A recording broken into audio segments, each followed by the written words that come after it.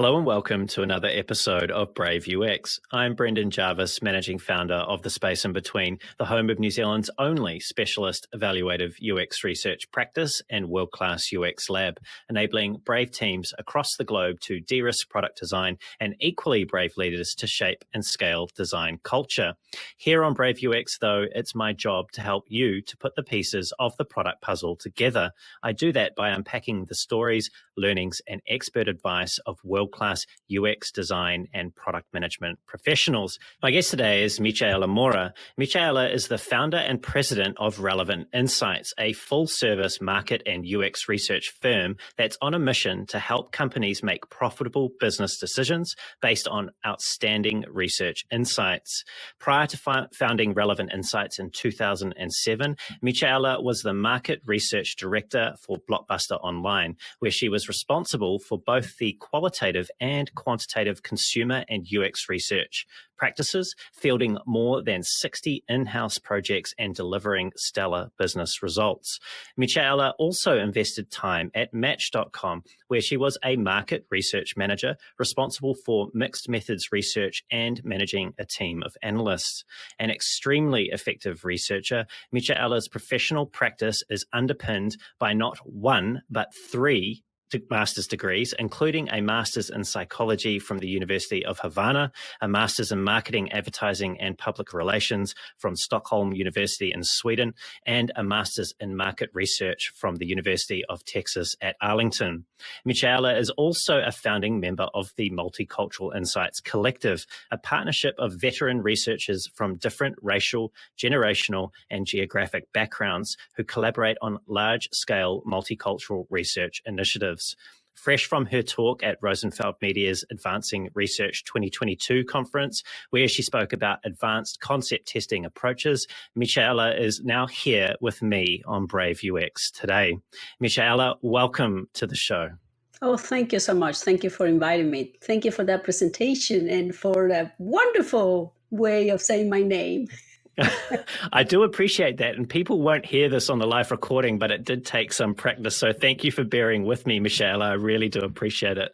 Now, you're someone who's from a country which has a rich and colorful history, and I was really curious, as someone who's never been to Cuba, what was it like growing up in Cuba? You know, what stands out for you when you reflect back on your time that you spent there? Well, I grew up in the 60s there, and that was the revolution came in 1959. I have to say, I'm 50% Cuban. I was born in the former Czechoslovakia, and my father is Cuban, my mom is Czech, and I was sent there. That was my first trip as an immigrant. I was sent there when I was about 3 to live with my grandparents. So I grew up in a time where revolution was full force and there was a lot of hope. So my generation is the generation of hope. And we believed that we could do anything, that we were the best country in the world, of course. And education was really the push for all of us. There was no question that we all were going to go to college. We were all going to be able to be professionals. And there was a concerted effort to lift particularly women and Blacks, because before 59, the revolution, Cuba was really a lot of poverty, but there was a lot of segregation and racism, and women were considered second-class citizens, like in many other countries. And so they either were wives or servants or sex workers. And so there was a really push for integrating women, to give them opportunities, created a place where you can leave your kids and then go to work. And a lot of the education was really, it was a big campaign against analphabetism. So a lot of people didn't know how to write and read. And so that was the sense that I always have from that time. There was a lot of school and education. That's why education always been such a driver for me, in a way of becoming independent, particularly as a woman. I am mixed race, so I always face racism. People who are mixed race is kind of the weird limbo. You're not too Black, you're not too white, you're kind of in the middle, and you have to really stand out in different ways. And so for me, always was a way of advancing myself. I know economic dependency of someone, particularly for women, usually means lack of freedom. And that was instilled in our generation. So we grew up like strong feminist culture, just to education, women's rights, being independent. That was part of what I kind of remember. Of course, in Cuba has a rich history. There is a lot of humor, a lot of music, but also the community is very close to the family that you have. And but there are always a lot of hard times because Cuba was never a country that has a lot of resources, and so it was never been like a rich country, and so that has all the potential. So that's why probably the government tried to lift the country based on education. So they have this big program for developing the medical field. So Cuba became, still is, the biggest exporter of doctors, particularly for poor countries, just to create intellectual capital, essentially. So that's the main thing that I have. It has a lot of other things, but that's the thing that I brought with me and still with me today. And that love of education, and that, I suppose, the strong installation of feminism and you can do this, is really something that, looking at your history, in particular your education and education background, is something that came through loud and clear for me. You did very briefly, though, just mention their family, and I did just want to touch briefly on family, because you've spoken about your father in the past. What influence did he have on how you've gone on to approach life since you left Cuba? Oh boy, my father, has always been a good example. We have a very contentious relationship, I would say, but at the same time, he's always was my role model. I wanted to be like him. He's also a well-educated man. He's an interpreter. He has a lot of facilities for languages, so he speaks French, he speaks Czech, and he always worked in that area. So for a long time, I wanted to be just also that, a language specialist and an interpreter. But the most important thing about him, he's very hard worker. He's a hardworking person and also very perseverant. And whatever you do it looking for the maximum excellence. It's a little perfectionistic, which is sometimes, it's not very healthy. You got to keep an eye on it. But yeah, you have to kind of keep it okay. Like the cleaning, so you have to be clean and organized and stuff. Because nobody's coming. Why do you have to clean that much? My husband is the one. Now we're talking, you and I are on the same page, I feel. My wife is the equivalent of your husband in that conversation. Yeah.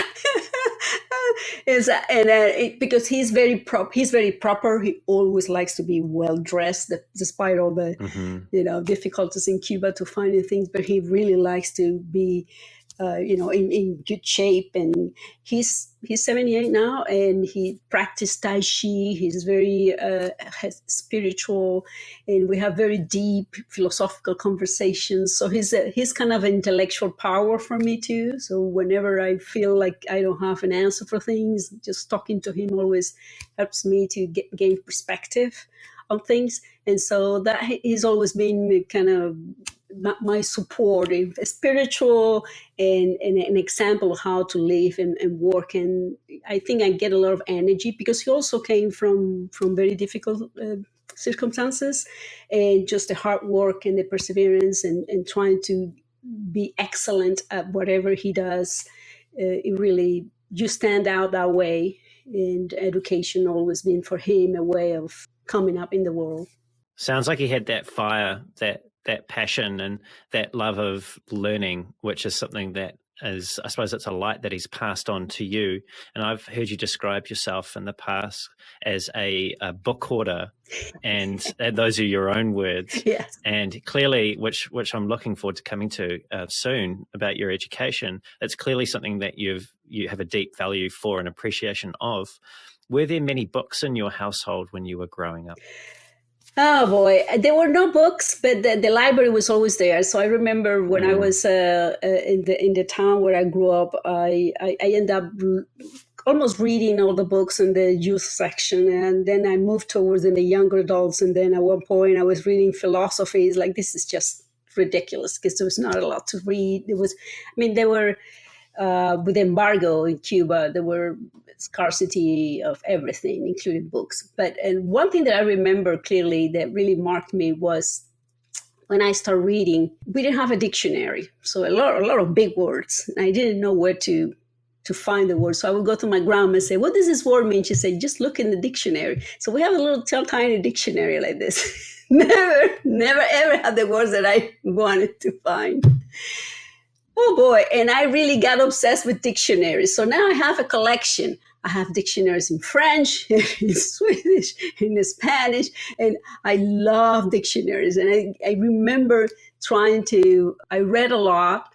I don't know a lot of the grammar rules in Spanish, but I don't make typos. And I think it has to do with the fact that I read a lot and trying to figure out the understanding of the meaning of the words in the context you were reading.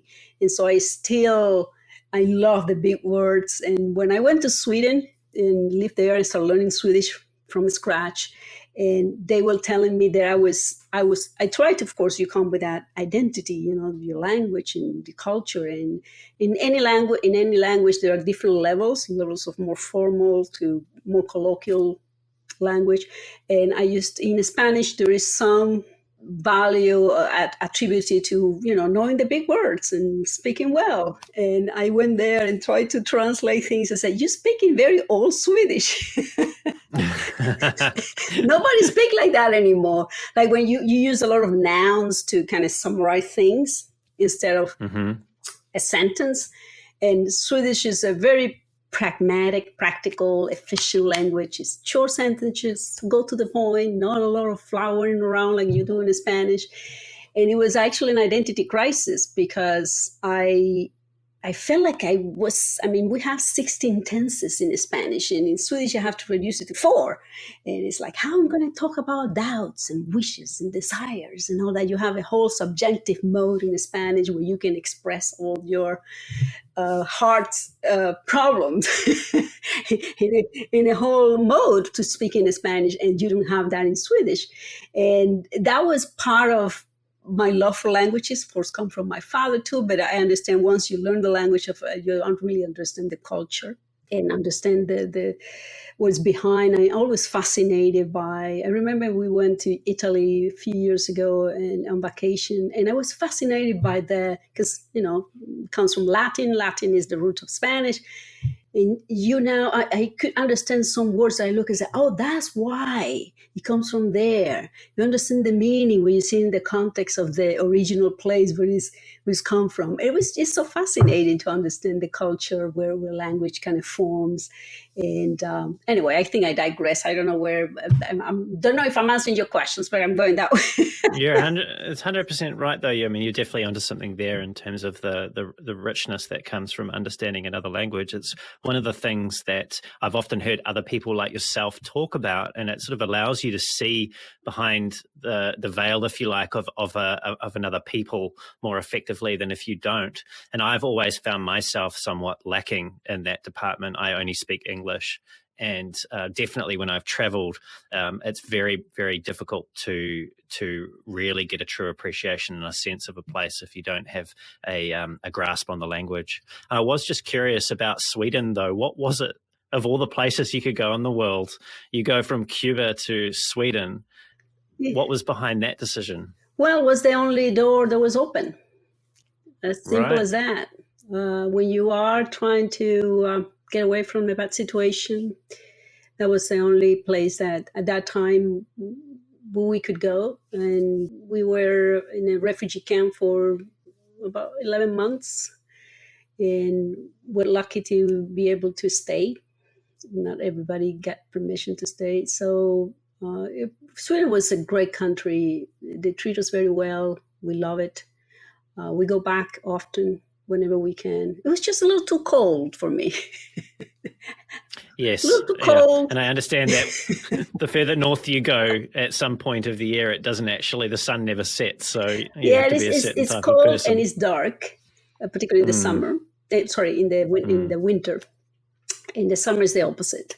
And so, but I loved it. And once I was able to really get into the language, you start understanding the culture and start appreciating the differences. No country is perfect. No culture is perfect. You start everything gets relative. You realize how much is man-made, and you don't have to take it at so personal. And many times it's just the culture, how it evolves. But understanding that really opens your mind, makes you more flexible, really appreciates the core of human beings. Human beings are the same everywhere. Just the culture allows you to express you in different ways. But at the core, we all want the same thing. We want to be loved. We want to be appreciated. We want to be respected. We want to feel that we matter. And different cultures value certain things, so they allow you to express more one thing or the other. So if you go deeper, you will find that we're all the same everywhere. Well, this is an interesting segue. I feel this is something I wanted to come to, in my head at least, much later in our conversation. But you've just said something there that's quite powerful, and essentially I'll paraphrase that we all want the same things, that we aren't as dissimilar from each other as perhaps we sometimes like to be led to believe or do believe or are encouraged to categorize ourselves. And I understand, and I think I mentioned in your introduction, that you are a founding member of the Multicultural Insights Collective. Mm-hmm. And as part of your work there, I watched a talk that you gave about surveys and how surveys capture race. In particular, the survey you were talking about there was the US Census, and just over time how that has evolved. Mm-hmm. Just to give some people some context for this before I do ask you the question. So the first census in the US was in 1790, and just, this is quite shocking, but this really struck me actually. There were 3 race categories at that time: white free persons, other free persons, and slaves. I have so many questions that I could ask you about this particular topic, but the one that I really did want to ask you here is, why do we care so much about and continue to categorize race? Well, that's a question that has a lot of implications depending how you answer. I think right now there are 2 schools of thoughts. One, and you can see in the extremes are France, that doesn't categorize anything. They want to classify people, and here where we try to classify everybody. And each side had its own issues, right?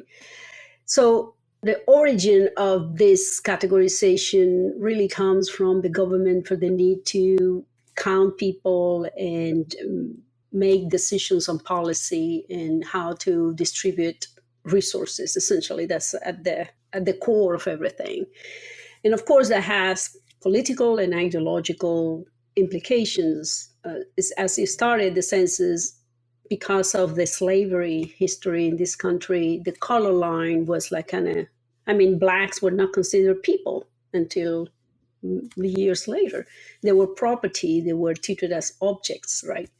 And over time, they start, because of the economic needs, they start to adding other categories and trying to figure out how can the country, be organized, in a better way. But of course, so this sounds like that you're talking about almost like the information architecture of society. Yeah, exactly. And so, and right now, the main, you could say that it's important to keep track of those, because it's the reasoning behind it is, well, it's like, if you don't know the problem, you will not be able to fix it. So if you don't count people, if you don't know where resources are going, you don't know if there is discrimination, you don't know which groups are benefit or being disregarded or penalized by something. And of course, it has been a taxation tool, right? So you do the census every 10 years, and depending on how the census goes, you kind of apportion resources to go to different areas. So that's the key issue. So that's why they call it is a statistical racist, because it comes from the statistical size of things. And you can see the categorization is not cohesive, because you have color line, black, whites, you have nationality when you start including Hispanics and Asians, And so those are kind of mixed. They're not in one because really race is, there is so much variation. It's very hard to classify people. There is, I was into when I was reading this book, What is Your Race, which is that's part of the presentation that I made there. After starting with counting free white men and women and slaves, they start adding people with disabilities like deaf and blind and dumb. They call it dumb, idiots and insanes, right? For the first few rounds. And in the 5th decennial census, they included the category of mulattoes, which is a mixed race, right? It was added in 1850. And this was the first time they tried to count multiracial people. We still have issues counting those.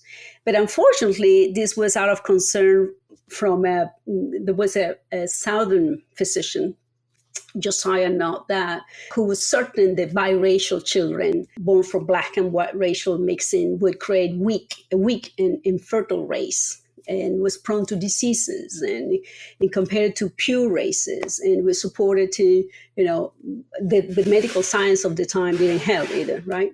And so the mulatto category stayed for 8 censuses and gave birth to a terrible system of the blood quantum, right? They started evaluating people with certain amount of black blood.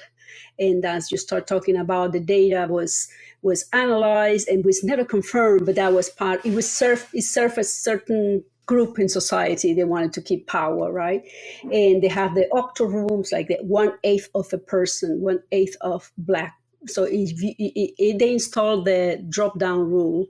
So if you only have like almost a drop of black blood in your body, you're black. And that still to this day. One of my jobs here before I went to Match.com, I worked for the company, it was 85% African American. And because I'm mixed race, I'm kind of light skinned and I have curly hair. So I have black blood, of course. And they were trying to, the big conversation there is, what are you?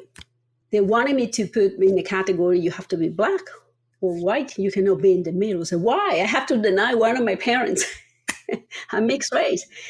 And then I realized after being there, they're wonderful people. It's just a protective attitude and approach because you are attacked all the time. You still see here, what happened in 2020 with George Floyd murder and all that. The racism is still here.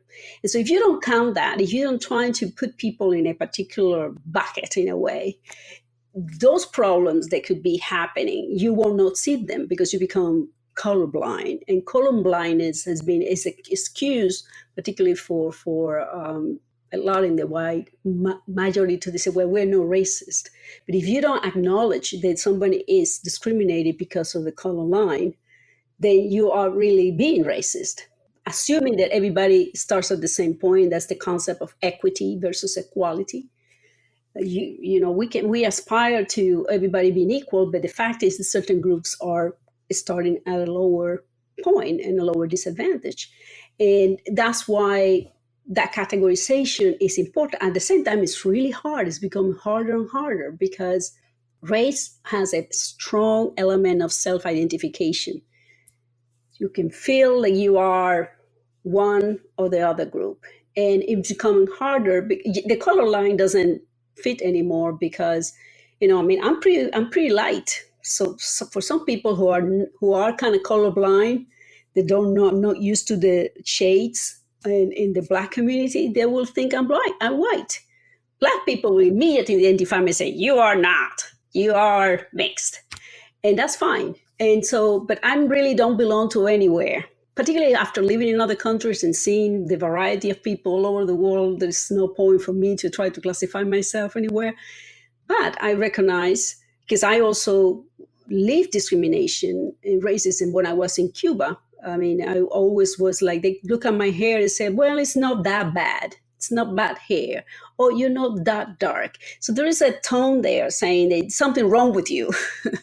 You're caught between these two absolutes. Almost like people that count themselves as one or the other because to them, at least it sounds, it's more clear cut. Yeah, it's easier. It's easier to navigate the world that way. The roles have been established for a long time. And of course, it serves certain groups. It protects other groups. And so it is, those categories actually went away. They took out the mulatto category and make the question multiple choice. So you can now to kind of capture, it's a little more realistic to capture. It was in the census of the 2000 census. Before you can only select one. Now you can select more than one. Now they went another step in the last census in 2020, asking for origin. So what they're trying to go is to go beyond, because they never ask for the Asian category and the Hispanics, which is a different story, but you can select the country you're coming from. But for the Black and whites, they never ask, what are your roots? Where are your ancestry? And now they start asking that. So they're trying to, instead of going by the color line, trying to kind of figure out what parts of where you identify with certain your ancestry.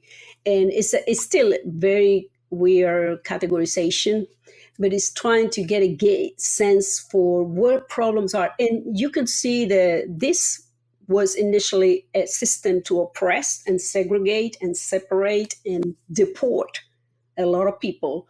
You know, when we had the big immigration from Asia, from Chinese people, they came to build the railroads. At one point, they wanted them out, and so they needed to count them. That's why the Chinese became part of the census, right?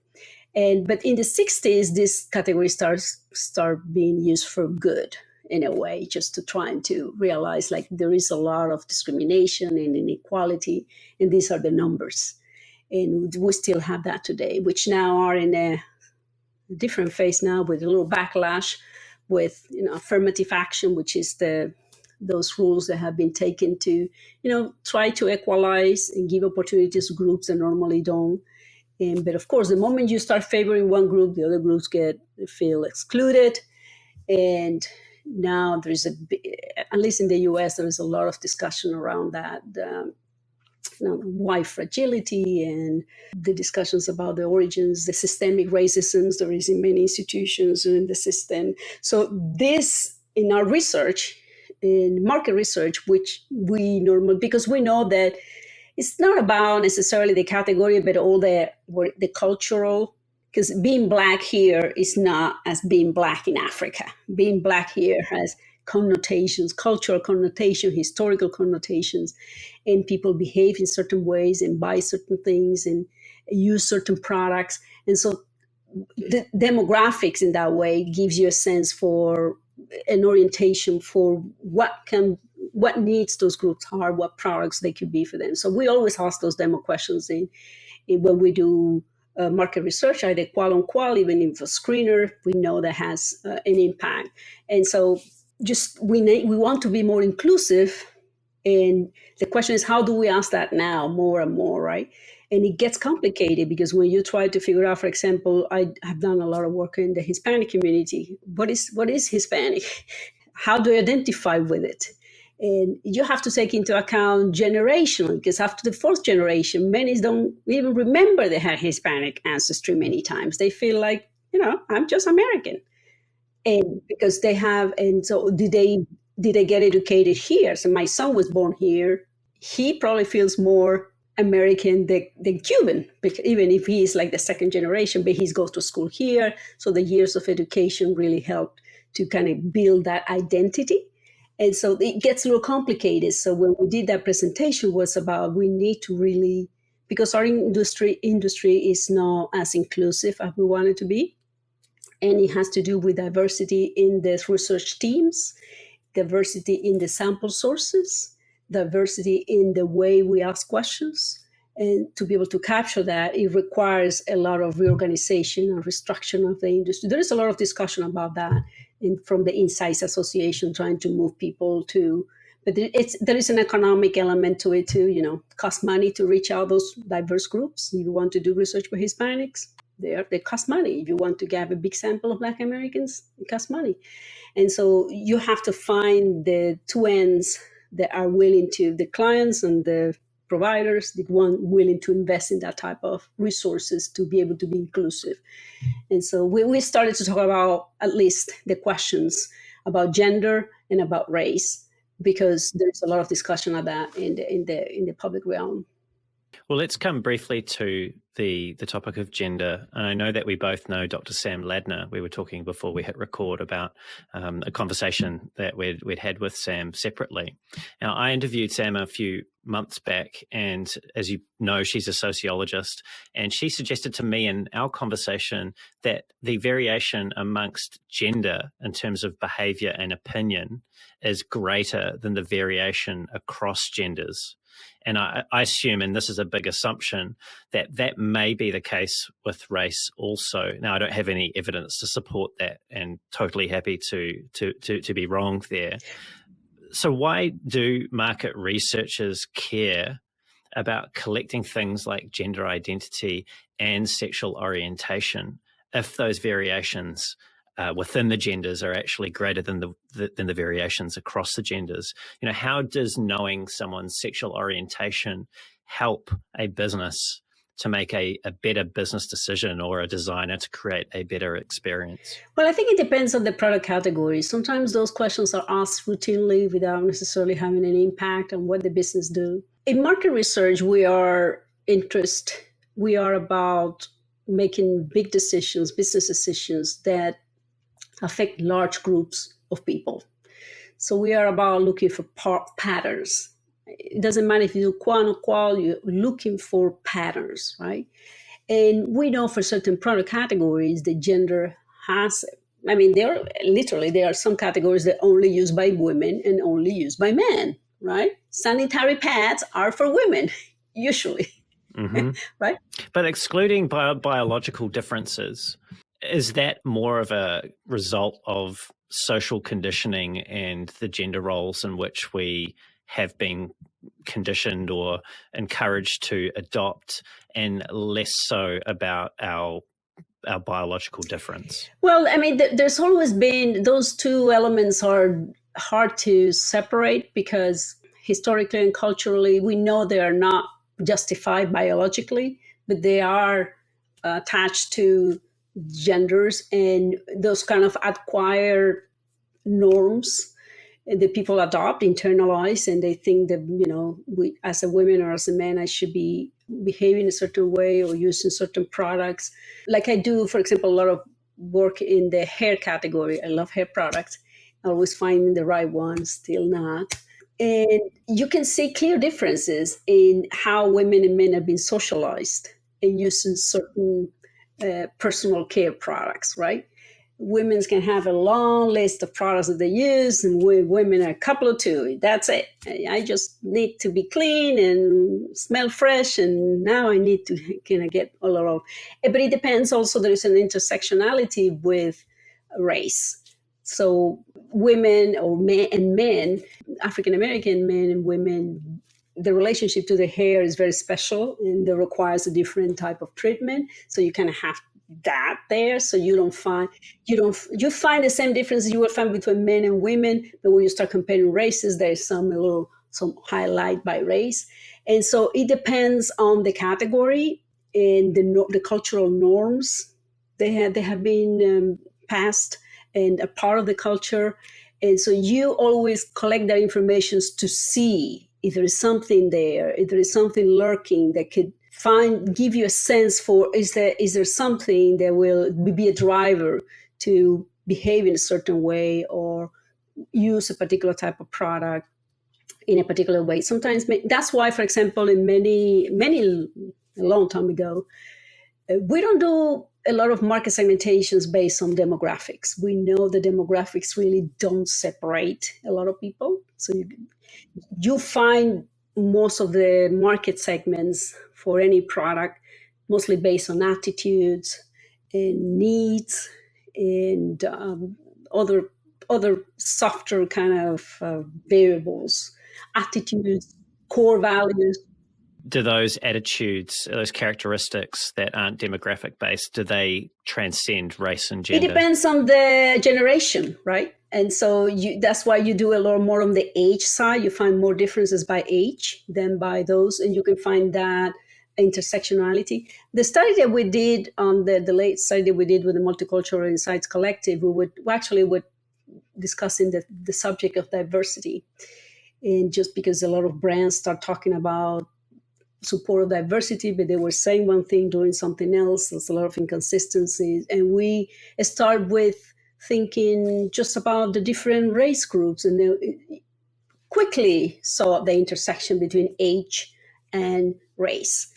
Gender, no differences there. The age and race had a big impact on how people saw the topic and approach it and act about it, and was willing to support one idea or the other. And so you can have to find for each category how those variables interact, because nobody is one thing or the other. I'm not only a woman, but I also have a certain age. And so that's going to have to do with the times I'm living, the things I'm exposing to, the region I'm on. It's much more complex. So when we do those type of studies, we try to collect as much as possible and explore which of those variables could be having an impact on the decision, on the perception, on the usage that people are doing. But sometimes gender have nothing to do. Sometimes it does. It depends on the category. So doing those type of generalization is difficult and dangerous, because then you get into stereotyping that it doesn't really help anybody, and just kind of accentuate some cultural wars out there. So I try to be open to the idea that we can collect data. It may or may not tell us there is something in there, but it could be something.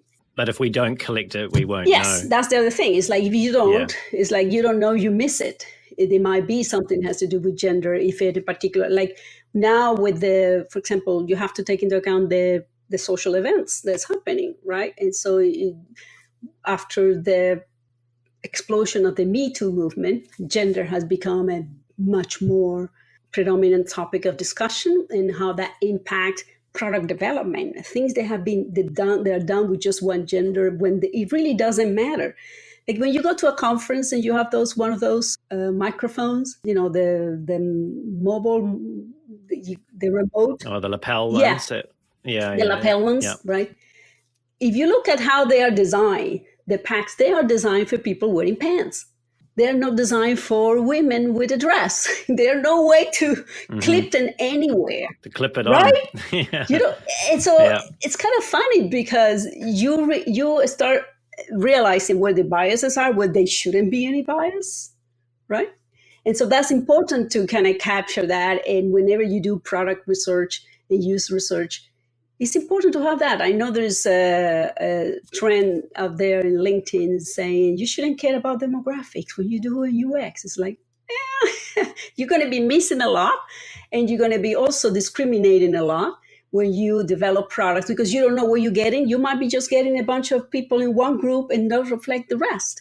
And so all those variables give you a little piece of the context in which people behave and the attitudes they have. Michaela, you're someone who's not afraid to call a spade, and you've said, and I'll quote you now, there are a lot of fragile egos and hubris and plain incompetence in many C-suites that refuse to use evidence-based insights to make decisions related to strategy, the organization, the operations, and their own leadership. Now, as a founding member of the Multicultural Insights Collective, you've also highlighted the typical lack of diversity that exists in C-suites and on boards. How is this homogeneity affecting the types of products and services that get made? Just like we've been talking there about lapel mics not being designed for women. How does it affect the type of products and services that get made, and what do we miss out on? What do we, as in the population at large, society, what do we miss out on as a result? I think we miss a lot, and we think sometimes that because you're in a business setting, you're going to be logical and rational, and you're not going to be biased. We forget that those people are those are people. They are human. They have their own biases. They bring it to work. They don't know they're bringing it to work. And you're missing looking at the same problem from a different perspective and maybe finding new opportunities, particularly new opportunities for growth. I was in a project with the client also in the hair category, and the group of those are scientists, product scientists, not market researchers, but the ones that are kind of do the formulations and create the actual product. All European, all white women. And they were trying to study the diverse segments here, Hispanic women and African American. It was a very hard discussion to admit that the problems that we're telling them they needed to consider, they needed to be included in the study, because that's not something they will experience ever. And there were some kind of honest type of discussions to say, but that's never happened to me. Exactly. It's not about you. It's about this other team, this other group. And there's not one. You were not your user. Not one black person in that team. They were smart enough to realize, like, we're probably missing something here. Like, let us bring an agency that is diverse, and they are not like us, and maybe they can tell us. And still, even if we told them, we have to create like this presentation showing the same. It was actually a team member, the stages of black hair, when you put chemicals, when you let it natural, when you have products, it's every time it's like a different person showing up with their hair. And they were so amazed and surprised, and still there was a lot of resistance to accept that was the reality, because that's not what they, as individuals, people, we are very bad at generalizing beyond our own personal experience. And so they were always, the point of reference was me, my hair, what I do, how I do it. And it was still, even the wording, they're European, they use different words there to talk about hair than they use here. And even the words that we were trying to say, how people describe their hair, they would not accept it. That we don't say hair shape, we say hair texture. That's how, when you talk to an African-American woman, you say hair texture. When you're talking about curly hair, and there are different, like 8 categories of curly hair. I had like 3 in my own head. And so it was so foreign to them. And it was a lot of resistance and openness. And that meant that whatever they were trying to, when we come back with the data, they were always trying to put it back to the standards. They had a standard that has been there. It's very white driven, hair, straight hair standard. And all the differences would disappear, right? And so now you're going to be producing a product that is not for the group that you study, it's for the white majority, right? So you're missing a big opportunity there to really reach these groups. And that's why you have a big explosion of Black-owned brands in these categories, because they understand their audience, they know they have been there. So why I always advocating is you have to have a diverse group so people can come and keep you in check with your biases. We all are susceptible to biases. That's how our brain functions. We don't know everything. I love the fact that I bring my perspective, but I have to be also vigilant, listening to others to say, well, that's not my experience. And because we are researchers to say, okay, I know this is the sample of one. we need to go beyond and try to see either is really a pattern there. That's the key of research. But you miss a lot of opportunities. And there's also a lot of misconceptions and ignorance about this group. I mean, Hispanics have a big purchasing power, and people think they don't have money to buy stuff. They buy a lot of stuff. When you go in the cosmetic category, they're willing to pay a lot of money if it's a good product, right? And so the ignorance is but that comes from not having people in the executive management and the product management kind of catching those biases, because you are building for the people that you know, and the people you know. If you have a white team of men, they're going to come up with things that have nothing to do with our needs of even white women. And so you're going to have to be humble and be aware that you probably do not know a lot of things. Like the NNG guys always have that little mantra, you're not the user. And we always have that. I mean, we know that that's not the case, but it's very hard with someone. It's kind of have the curse of knowledge, and that comes with with experience. You think you know everything. You have to be humble, and you have to be open, and let other perspective come in, even if you don't agree. But have a conversation to find that middle ground, right? And so that's part of the diversity of perspective is more important than anything. That comes from the backgrounds, the different people from background, not just race, age, and of course gender and disabilities and different socioeconomic backgrounds, even people in the different races, but if they are in a lower socioeconomic background, they probably have more things in common than someone that is in the higher socioeconomic rate. So that diversity is important at all levels. You want to create inclusive products, both digital and physical. Doesn't have to be. For me, products are, regardless of the medium, that's what people are going to be using and buying and incorporating in their lives. You touched on something earlier on where you suggested that people's attitudes and preferences are somewhat shaped by the time at which they arrived on this earth, and that the differences amongst age can be greater in magnitude than the differences, say, amongst genders, for example, or amongst races. It seems like, maybe I'm seeing something that's not here, but it seems like there might be greater hope for more diversity at the C-suite level and in boardrooms in our organizations with the passing of time, as those attitudes change and people are.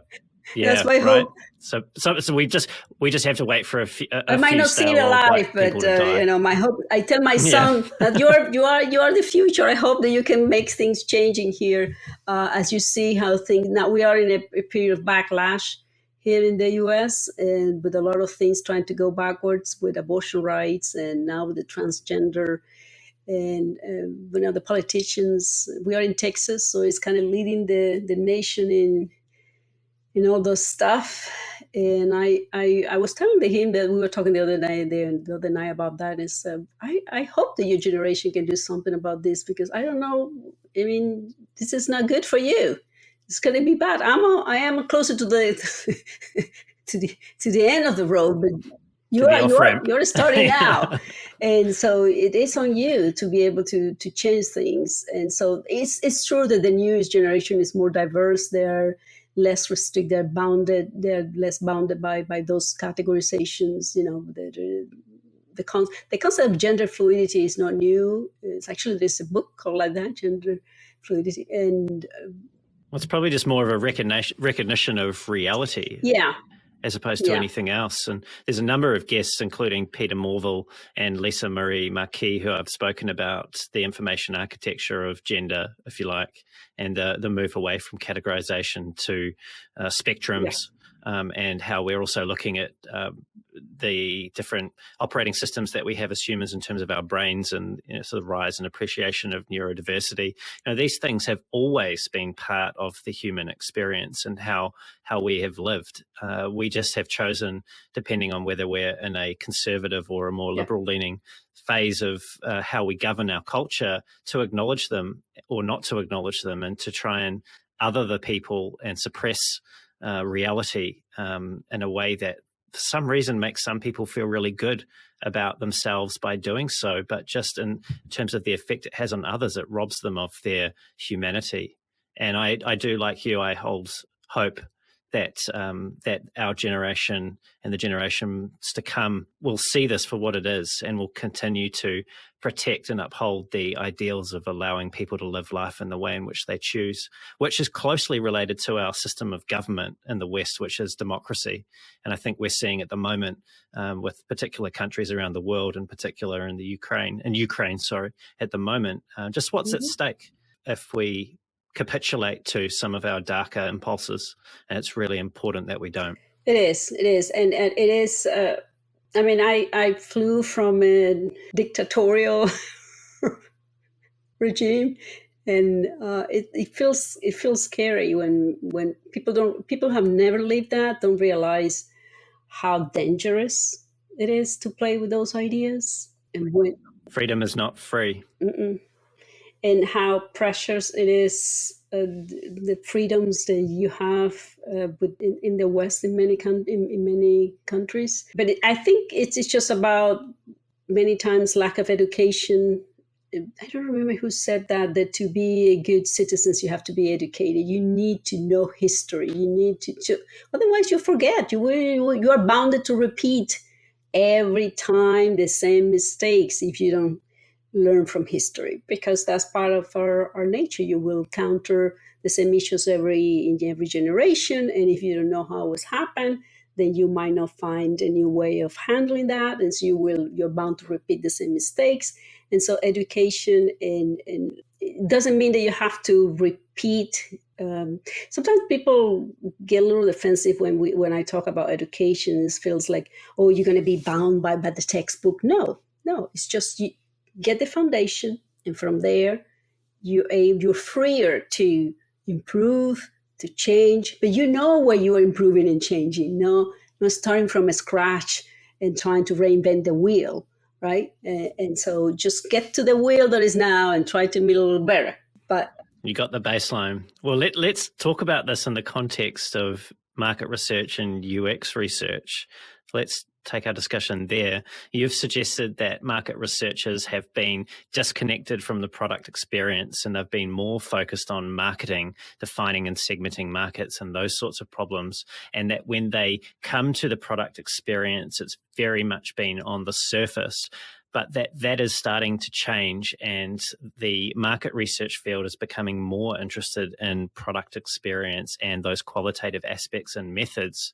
But you've also suggested that this has been an area, I suppose you're calling it the UX research field, right? This is what it's known as. This area has been more dominated or monopolized by designers. And in your own words, you've said, and I'll quote you again now, unfortunately, since UX designers and developers don't really have the training and research and the quality of user research, despite it being essential for UX, has suffered greatly and is sometimes totally absent. So this is going to what you were speaking about there, about knowing what that foundation is, knowing the baseline. You know, what are some of the major mistakes that you see UX designers and UX researchers making when it comes to running research? Before I get to that, I just wanted to clarify something. Market research is a multidisciplinary area of study, and there are a lot of specialties in it. And so sometimes you might end up in a company that specializes and does a certain type of research. That doesn't mean that all market research is available. So market research has always product research has always been part of market research since the beginning, because product is one of the pillars of marketing. Without product, there's nothing to market. So you have to understand, and product use, product testing, all that always been part of what we call interactions, is that product use. We always done that type of research, particularly for certain product categories. So if you end up working at Procter & Gamble, the big CPG companies, they are the masters in this type of research. They do a lot of ethnography research and qual and quant, everything to try to understand how people use products. And it starts from the concept, where we try to figure out, is this idea, there is any market for that idea, to the actual product use and the interaction. What happens is that when the internet came and the digital technologies exploded, that area was kind of relegated to IT, to software development, and there was not a clear understanding that this is actually a product that needed to go through a similar process. And it's like it lived in a different area of many companies, in production and operation, and it was not necessarily connected to marketing, even if people needed to market those, right? And so I think it evolved in that. At the end, when the waterfall method was kind of the dominant way of producing things, they realized, like, oh, we produce this thing and now people don't liking it or having this problem. They realized, okay, we have to go and kind of shorten the periods in which you get feedback about the product to be able to improve it. And because in many companies, there was not necessarily a connection. These companies didn't do necessarily the traditional product research that was used in the product, in the physical world, the companies that do that. I don't think they knew that we were doing already this type of research with physical products. And they realized, this is probably something new, and we need to now reinvent it, and you have to adapt it and they came up with similar techniques in a way, which are right now, it's a very immature level, it's very basic stuff. And of course, it comes from also the human factor design area, the ergonomics. That's kind of the closest I get to trying to understand the interaction interfaces and all. But it was nobody kind of click on that this is the same thing. It's just in a different medium, right? In the digital work. And so now, of course, that was kind of an open field. You have the designers, the developers. They're now forced to get some type of feedback from users to be able to continue their work. And market researchers have been because at the same time, a lot of new terminology has been created by that group. Many market researchers have not seen necessarily a connection. So I get that question all the time, but how different is it? What is the difference? How different is it? Yeah, what is the difference? It's not a lot of difference. It's just the same techniques adapted to the digital medium, really. Because what has been adapted, if you see, what are the most common techniques used in UX research? User interviews, or they call it stakeholders interviews, or the usability testing is the most kind of classical, traditional that has been from the beginning. All of those three are variations of what we call in-depth interviews. It's just that have some specificities. User interviews, stakeholder interviews, they are relabeled based on the audience that you're interviewing. But that doesn't change the nature of the interview. Usability testing, you are doing a task-based scenario type of interview. I would say it's a type of question that you use in an interview. But all of them are based on probing. You have someone there trying to probe and dig deeper and trying to figure out what's happening in the user's mind, right? And if you do remote tweet testing and card sorting and all of that, all of those are really variations of survey questions. They are set up in a survey tool, although nobody want to call it like that, but those are survey questions. If you have... Don't tell anyone. If you have one of the big survey tools that are used in market research, you will have card sorting in there. And you will have tweet testing is a little more specific. But those are all based on surprise. You know what's that called? It's survey methodology. And there are master programs in survey methodology because it's really hard. The art and science of asking questions. And there are variations. Is it the written format when you do actual written surveys, either on paper or online, or is the oral version, which is phone surveys or interviews, right? So they all come from the same root. It's just we start making adaptations to the medium and the goals of the study. And the interesting piece, and that's I think one of the key mistakes that the UXers do, is not looking at adjacent disciplines, where a lot of work has been done, a lot of standards has been established, and where you can learn what works, what doesn't work, and then from there adapt. When you go there and review all the techniques, that's what happened with me. Because when I went to Match, was my first time, in touch with the digital world, because Match.com is Just so people have some context, that was back in, I believe, 2005. Yeah. So you've had at least 17 years. Yeah, and UX was not a term yet. Alongside market research. And so when I got there, we realized, okay, it's the same thing in terms of, it's a product that we need to market and we need to develop and we need to price and we need to position. And there is a group that was very much into the product development, the features that needed to be included, but they has to be connected to what price are we going to put on it and how are we going to position that in markets. All of that has to be coordinated. So we work in a little group. We just did research. UX was not a term, but we had a usability lab in-house. That was a way of making it cheaper and faster that way. But we had our own, in our team, there was someone who specialized in that type of interviews. Others did more of the traditional, but everybody knew what was happening, and everybody was connected to a particular goal, business goal that needed to be, coordinated, because there's no point of developing a product that marketing cannot talk about it. There's no point of pricing something that costs much more than what it takes to develop. And so all of that has to work together, right? And it doesn't matter that it's digital or that it's physical. It's the same thing. And what happened many times in the one big thing that I see in the UX field, that I know there's now a lot of discussion about discovery research.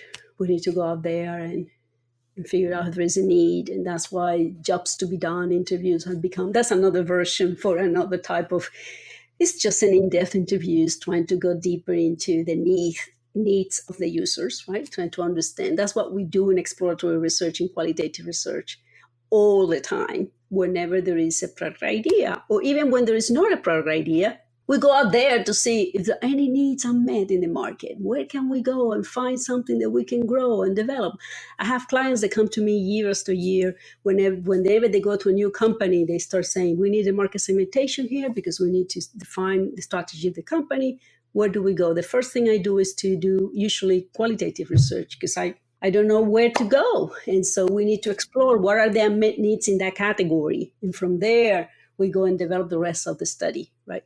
And so you first have to define if there is a need in the market that sometimes is missing. So many times UX researchers come afterwards and there is already a prototype, there is an idea, go and test it, validate to see if there are features that need to be done, how they work, and all that.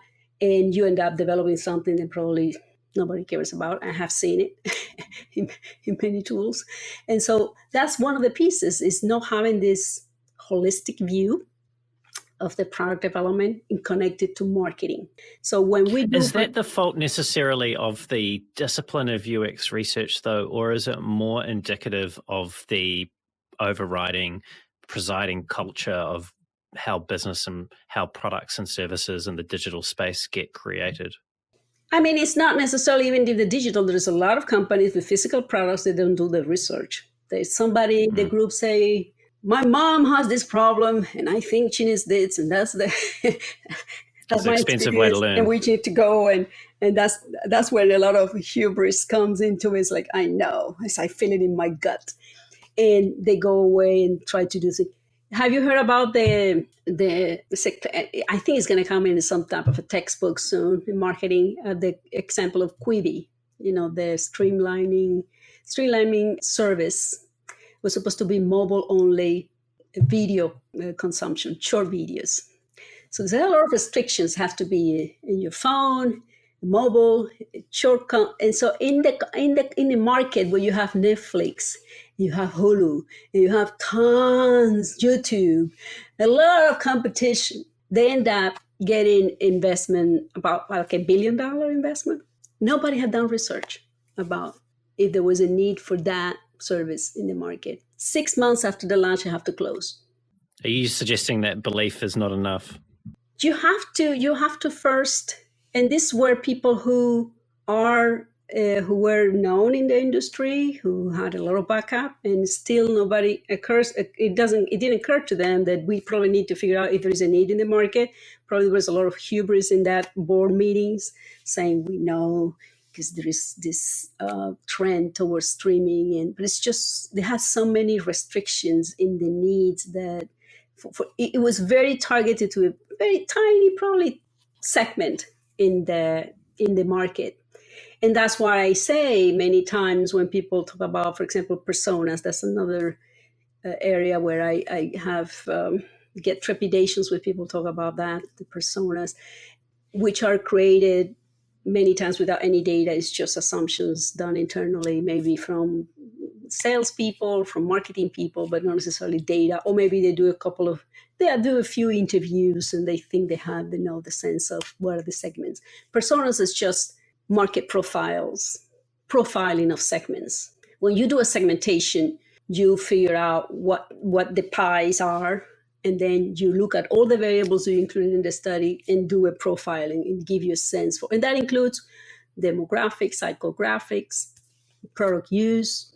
It's not just one thing, it's a tons of things that create this. The persona is this total profile of the segment, right?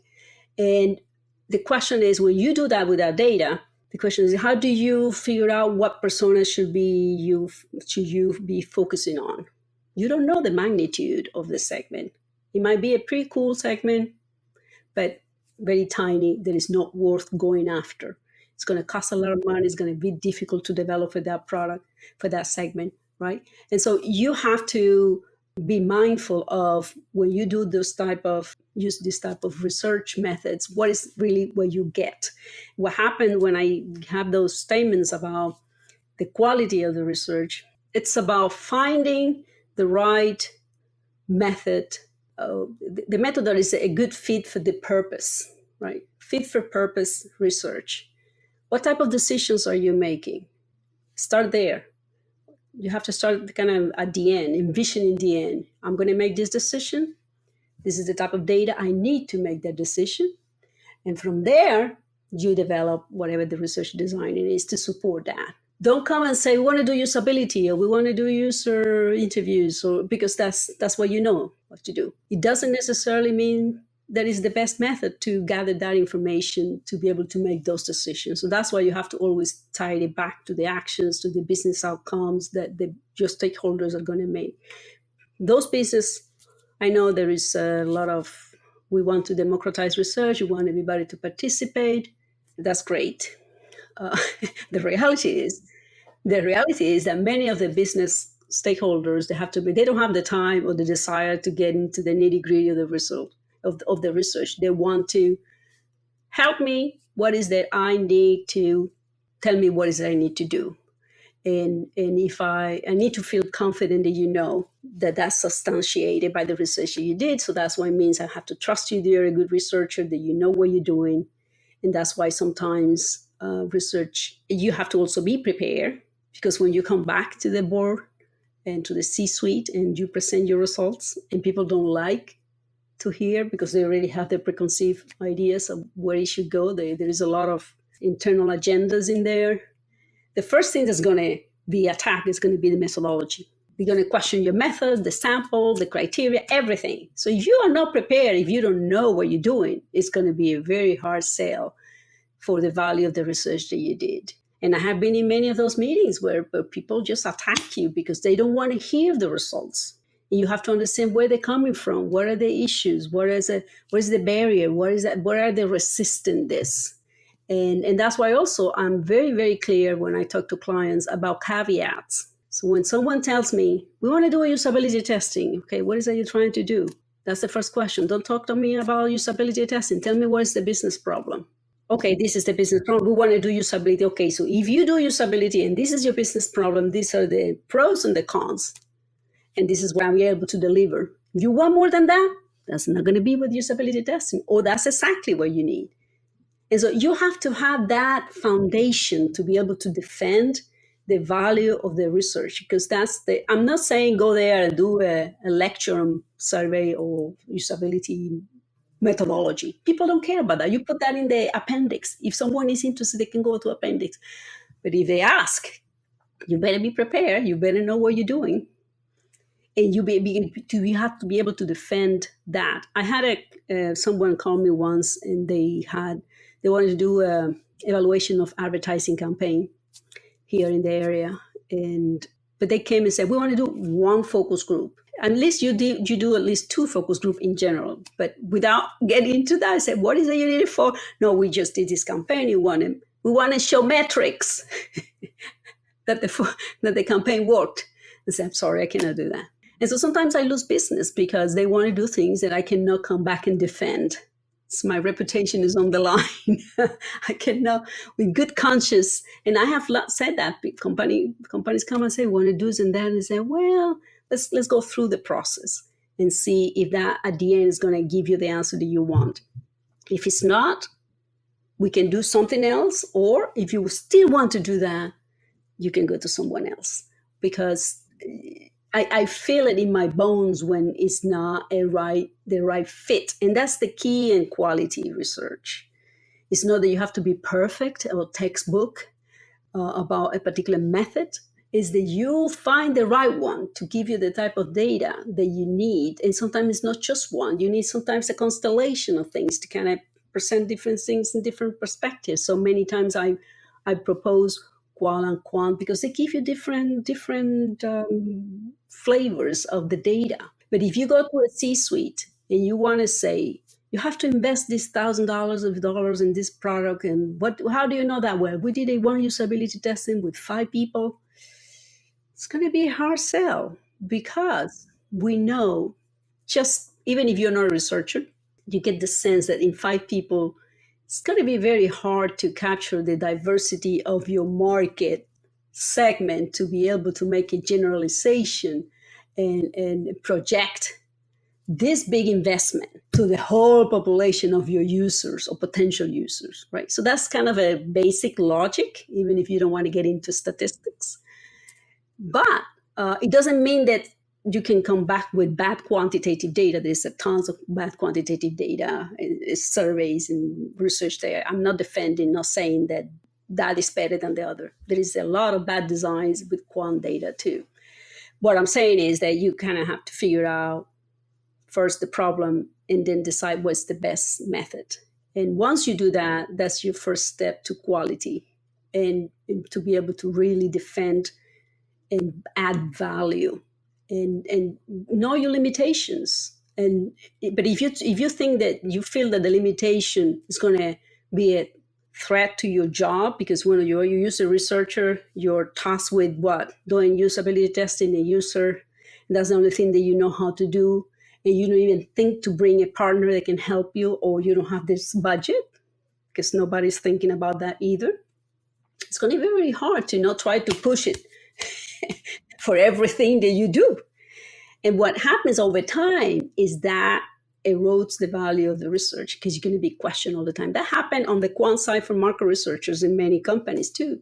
Everything they want to do was surveys. Of course, surveys has a bad rap. Writing good surveys is really hard. It's a lot of work. And people don't realize it's not just about the questions. It's about all the statistical questions that you have to, all the potential errors and all the steps in the process that you have to consider to write a good survey and do the analysis. And when you try to do that for everything, or you think the tool is going to do it, because that's the other thing, driven by tools. Oh, I have SurveyMonkey. I was in a proposal once, and we were discussing the team, and they were asking questions in the course, and said, but isn't it just, we were talking about survey, isn't it just copy and paste in SurveyMonkey? I have to breathe deeply. Well, it's not. The tool is not going to do it for you. The tool is going to facilitate it. It's not going to do it for you. You still need a human there who knows what they're doing. And that's the part of the quality that if you don't have the foundation, that's what I'm always saying. Get the foundation, and then after that, feel free to change and break rules and innovate. But without that, just trying to invent it. Well, we say in Cuba, warm water. Yeah. Michaela, this is reminding me of a conversation I had with Lou Rosenfeld of probably over a year ago now, and he'd been trying to connect the dots between data scientists and UX researchers. Mm-hmm. And in his view, it's better if these two groups were able to integrate their perspectives, and that both of the disciplines would benefit from that. And he uses this quite often, actually, used this Buddhist parable, which is the blind men and the elephant, just to illustrate the risk and the opportunity that exists of either collaborating or not collaborating to try and understand a greater whole. And I'm not sure if people are familiar with that parable, but in effect, it was several blind men standing around an elephant, touching different parts of the elephant, and then trying to describe it to the other blind men that were doing the same. Mm-hmm. And the others refused to accept some of the perspectives at certain points, and the whole thing fell apart. They were unable to see the whole because they weren't able to integrate their perspectives. Mm-hmm. So what should the collaboration between UX research and market research, if we want to distinguish them as such, what should that ideally look like? And how should practitioners in those different areas work together to integrate their perspectives so that we can be more effective in solving business problems? I think the first thing is to understand the areas in which they are kind of predominantly doing the type of work that they're doing. We know that UX right now, although it started trying to be bigger than it is, if you look at the definitions that NNG had, it's the total experience, it's the attitudes to develop over multiple interactions. The fact is that right now, a lot of UX research is focused on micro interactions at the product level that may or may not have a clear connection to a strategic goal or a business outcome. Some teams don't know that. They just are in the trenches they are working on, okay? And so market researchers on the other side, when there is a group like that, sometimes there are no groups like that, particularly in tech companies, they might be at a little higher level, trying to maybe testing concepts and doing more of the brand tracking and positioning work, and not necessarily not always capturing the impact of the interactions on those elements. And when I do positioning research, for example, when we do concept testing on there are different type of concepts, but one that I love because it's usually tend to yield a lot of insights is the positioning, which is the positioning is about the combination of the benefits and the features. So you position on the benefits. What does the product does for me, right? That's the jobs to be done essence. This product saves me time, saves me money, makes me feel a particular way. That's the functional or emotional benefits. The question is, would I believe you? If I believe you, what is it you giving to support that claim? And so that's where the product features come in and say, well, when I have this and this and this, and I can interact with those features, I feel that particular way. So I give you the basic support to make that claim. You can have a tons of features, a huge backlog, but only 2 or 3 are the ones that really get users going. And those are the ones that go to marketing, they go to the messaging that you show on the website, on the app that you talk about. That's what people remember. All of that, as you can see, they are coordinated, right? And so those two groups, really, the first step, I would say, have lunch, talk to each other, find a way of exchange at least ideas of what each group is doing and trying to find the common ground, what are the connections. So that should come from the top. The top should say, you guys should be working together. But many times the top doesn't understand that. And so if you are at the bottom or in the middle, you just have to be more proactive, looking for that type of connection and trying to at least be informed on what the other group is doing, and not feeling frustrated and not feeling that they are robbing you of something, because they're saying the same thing from a different perspective with a different lens, focusing on a particular area. I mean, there's so much research you can do that it's good that you can specialize in certain things, but it has to have some type of connection.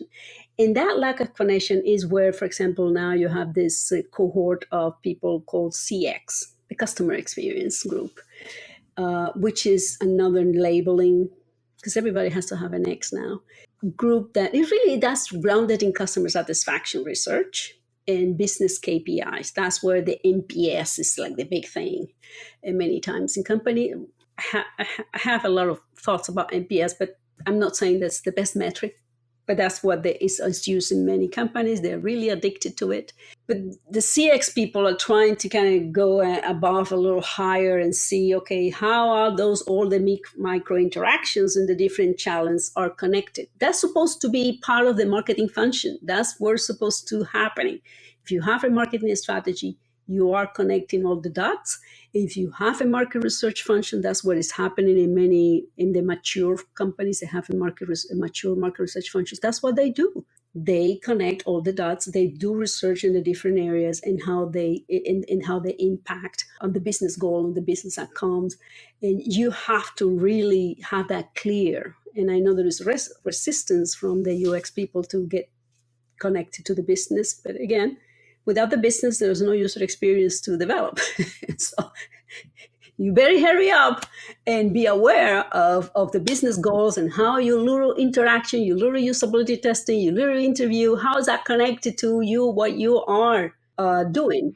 I have some suspicions here, though. I suspect that there is some fear amongst the UX community that they will be subsumed by the business of which marketing generally represents, and that there is also a perception that exists out there, as it may be around market researchers as well, that may be unfair, that they live for the spreadsheet, that they are not as close to the user or the customer that the UXs are, and there's a fear there that the magic, for lack of a better word, of the craft and that connection with that user will get lost in a sea of spreadsheets and quantitative data.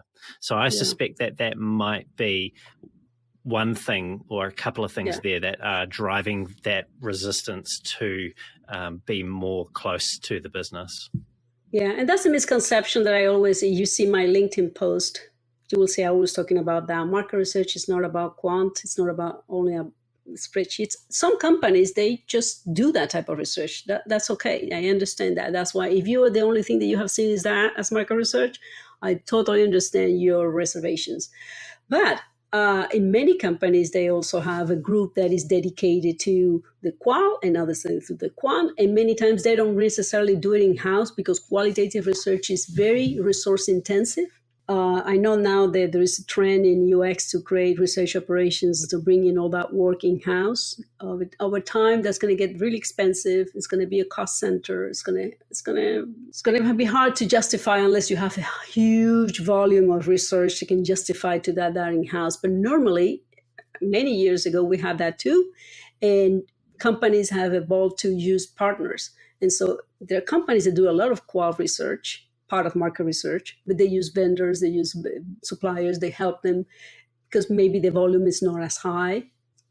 And there is a lot of specialization in that. If you want to be a good recruiter, there's a lot of things that go into that. Now with data privacy laws and all that, it's getting very complicated and expensive to do that. And so if they think in the market research is only spreadsheet, they're totally have their own idea what market research is. I would say that if they refuse to kind of be part of that, at the end, they're going to be losing because the business is going to drive what the business is going to drive. There are two main goals in a business. You have to acquire new customers, retain customers. That's the two things. Otherwise, you're not going to be in business. Even the non-profit organizations, they need to make money to be able to sustain themselves and justify to their whatever the support they have that their function is worthwhile, right? And so you still, even for survival, say that you don't want to grow at all, you just want to survive, you still have to at least retain your customers. So there is a business goal in there.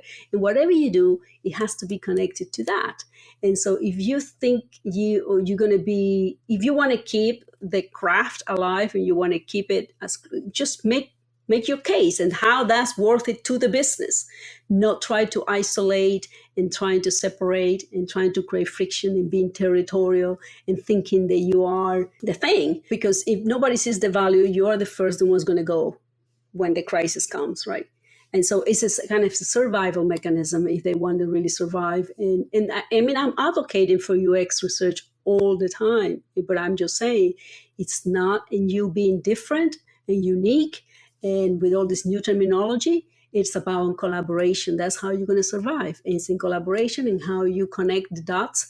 And you have to connect it to marketing and you have to connect it to the business, because without marketing, your product's not going to survive. That's part of it, right? And actually, in the Rosenfeld Media, there were a couple of presentations, the Rosenfeld Media Conference from BBC and from Ebrio, how they really did a beautiful job talking about the integration of the different functions, the different type of research, how that really was the best way of enhancing the full research function, right? And so try to let go of the UX and market research. Now, really, we don't call them market research anymore. It's about insights. That's why even the association changed their name a few years back. It was called Market Research Association. Now it's called Insights Association, because nobody cares about the methods and the tools, which is where UX is now focused on. That's one also of the problems with many UX research, is too much focus on tools and methods. But it's about the insights that come from that. And a lot of tools now are there are very good ones out there with good interfaces for data collection. That's where research operations is a lot about data collection. Nobody thinking what happens after that. Once you get the data, where's the thinking time to analyze, to synthesize, to extract the insights? That's where the value is. And that's where the shorter times, the low budget, nobody here has time for that. And that's the market research industry has that problem too. I'm not talking about UX. It's just because it gets compressed and compressed and compressed. So it's the better, the supposedly better, cheaper, and faster.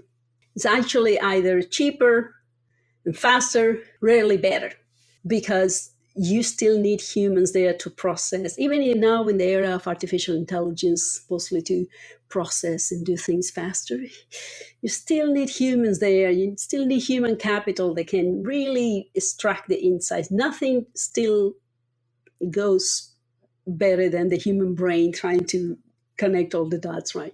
And so that's why collaboration, it's important to be able to survive. And yeah. What an important point to end on. I really, really agree and support those perspectives around integrating our perspectives as different disciplines, collaborating with each other, focusing on what's important, which is the business outcome, and letting the labels go when the labels stop serving us and serving the work that we're trying to do. We need to be showing our value to the business, and that's not a bad thing. And I think if we can leave some of that stigma behind, that can only seek to serve us. Michaela, I've really enjoyed our conversation today. It's been expansive. It's gone to deeper areas than I ever could have fathomed when I first sat down with you today.